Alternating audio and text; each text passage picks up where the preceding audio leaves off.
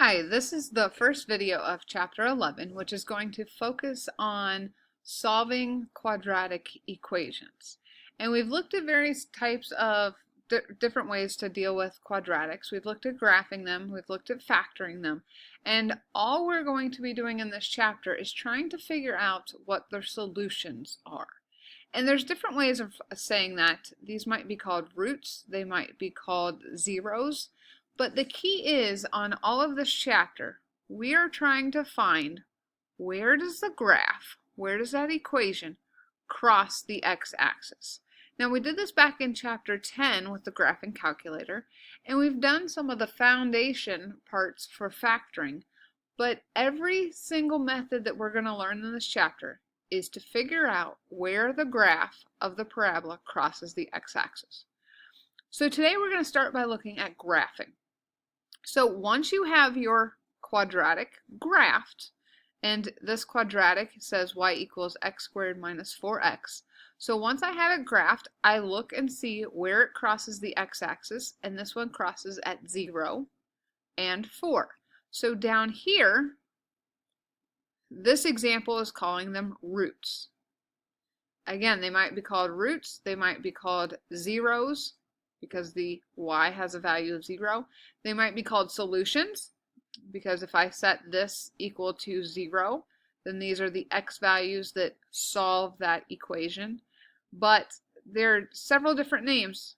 Again, the entire chapter we're looking to see where this graph crosses the x-axis. So if this is the graph that we have after we've done what we need to make the graph, can you tell me what the zeros would be? And what we're looking for again is, where does this graph cross the x-axis? It crosses at 3, so I have a 0 at 3, and the other spot that it crosses at is at 6. So my two zeros are 3 and 6. Right, so we have previously looked at how to graph quadratics by hand by finding the axis of symmetry, putting it in the middle of the table, basing numbers off of those around that. But what I want to show you now is how to do all of this with a graphing calculator. You have to know how to do it by hand. But when you take your AIR test or when you take an ACT, you will have access to a graphing calculator. So I want to make sure that you know how to use the tools that you will have available. So on our graphing calculator, we're going to go to y equals, and we're going to type in this equation, which I already have, 3x squared plus 12x. And then once I have that entered, I'm going to hit graph. Now, this one's not too bad. It looks like I have a 0 at 0, and it looks like I have a 0 at -5. So I can believe that those are what I need it to be. I can't really tell what my vertex is because it's off the graph. So I'm going to show you another feature of the graphing calculator, and that's the table. Since the table's in blue, we have to press the blue second button, and then we press the button for table. Now, this basically is a table of values like I have over here, except remember my vertex has to go in the middle of my table. So it doesn't look like my vertex is in here, but what I can do is I can scroll up so that I can get my information.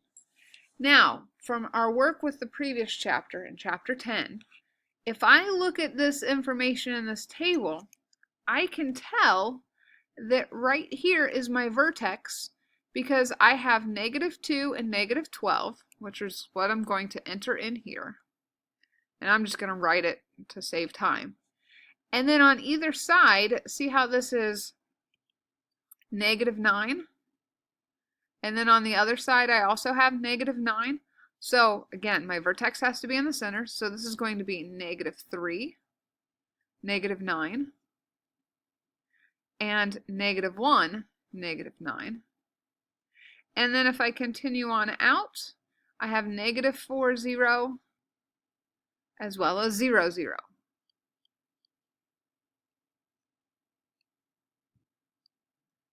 All right, so that's what I'm going to enter there.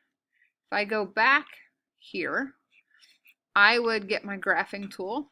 Again, these are going to be U-shaped. I always start with my vertex, so that's going to be -2, -12. Click there, and I can pick any of the other points that I want. So I'm just going to go with 0, 0. And then because my graph crosses the x-axis, I have 2 zeros, and I do not need to enter them as an ordered pair. I just need to enter -4 and 0, because -4 from this one and 0 from this one. And I can't check my answers until I enter that, so that is what I would type in those tables.